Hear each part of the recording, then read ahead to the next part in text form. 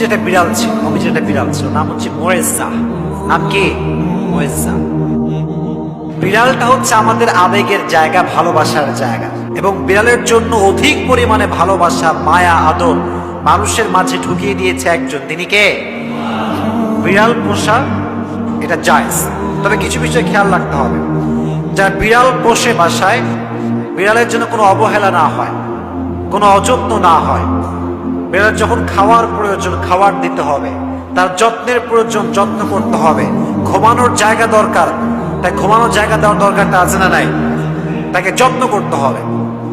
Even হাদিসে এসেছে একজন মহিলা একটি বিড়ালকে আটকে রেখেছিল এবং তাকে খাবার দেয় নাই, তার যত্ন করে না, তাকে ছেড়ে দেয় নাই। হাদিসে এসেছে আল্লাহ তাকে জাহান্নামে নিক্ষেপ করেছে। নাউজুবিল্লাহ পড়ান। যে ব্যক্তি প্রাণীর উপরে দয়াবান হয়, যত্নশীল হয়, রহম করে, আল্লাহ তার উপরে রহমশীল হয়ে যায়। সুবহানাল্লাহ পড়েন।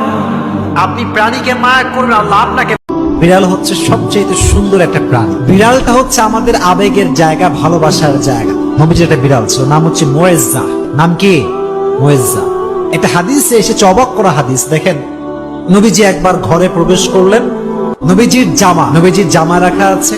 হাদিসে এসেছে নবী যখন ঘরে প্রবেশ করলেন,